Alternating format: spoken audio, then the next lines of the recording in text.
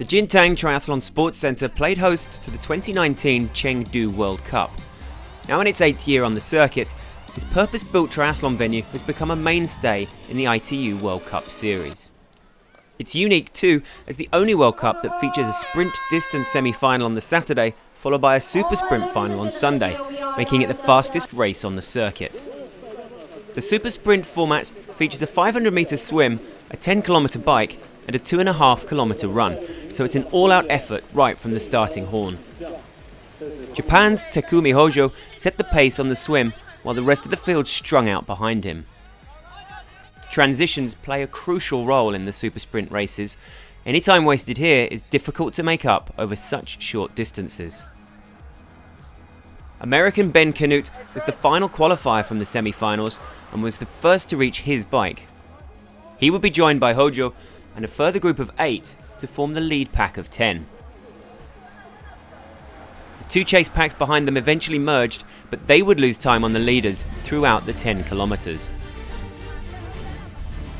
With one lap to go, the lead pack was down to 8 after Trent Thorpe and Matt Sharp came off their bikes in a crash.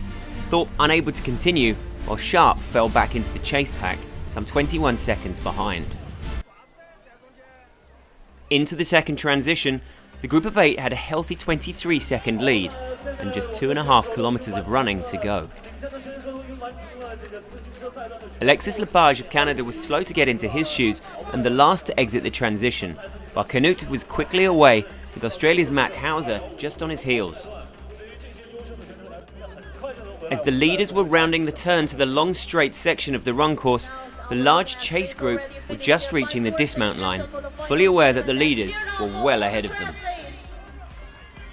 Kyle Wilde of Australia was quickly into his shoes, while Kevin McDowell of the USA lost some time through T2, all too conscious of the deficit needed to make up on the leaders. Hauser had established a small gap over the first kilometre of the run, while Canute, Lepage and Felipe Baraza of Chile were just a few seconds back. Hauser won in Chengdu back in 2017, an impressive feat considering it was his first ever World Cup, putting his name into the hat as one of Australia's next emerging stars.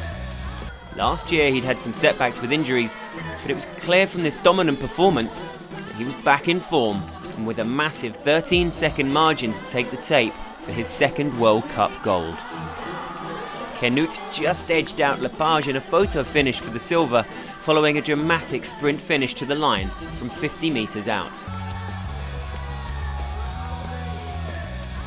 Chengdu is fantastic. I mean, I won back in 2017 and to come back 2 years later and do the same performances, I'm ecstatic with it, and it's such a great facility out here and great swimming conditions, great bike, lots of hilly and technical parts, and then that run's pretty darn quick, so it's great to be back here.